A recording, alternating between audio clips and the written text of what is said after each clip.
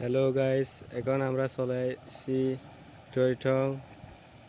টয়টংয়ের পাহাড়ি পানির কারণে এবং ঝড় বৃষ্টির কারণে যে ক্ষয়ক্ষতি হয়েছে এই মুহূর্তে আমরা এগুলো দেখব। দেখেন কীরকম ক্ষয়ক্ষতি হয়েছে কৃষি জমির, ফসলি জমিতে।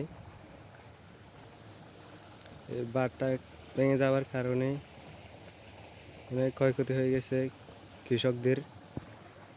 দেখেন কৃষকদের অনেক ক্ষয়ক্ষতি হয়ে গেছে।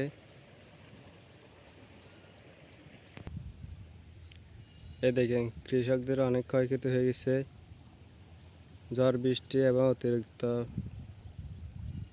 পানির কারণে। সমস্ত জমি নষ্ট হয়ে গেছে। দেখেন কতটুকু আবাদি জমি, কৃষি জমি ঝড় বৃষ্টির কারণে নষ্ট হয়ে যাচ্ছে। দেখেন পানি আসতেছে পাহাড় থেকে,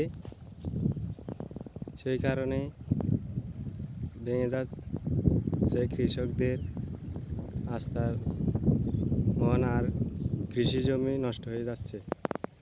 দেখেন আপনারা দেখেন অতিরিক্ত বৃষ্টির কারণে টয়টংয়ের। এখন আমি টয়টং থেকে সরাসরি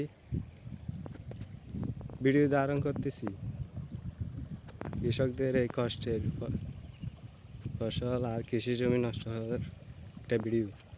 দেখেন এই ভাঙনটার কারণে কৃষি জমি নষ্ট হয়ে যাচ্ছে। আজকে এই ভাঙনটা হয়তো এত বড় হয়তো না যদি কি পানি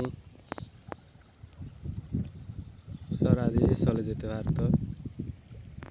দেখেন এই ভাঙনটার কারণে আজকে ফসলের জমি নষ্ট হয়ে গেছে অনেক।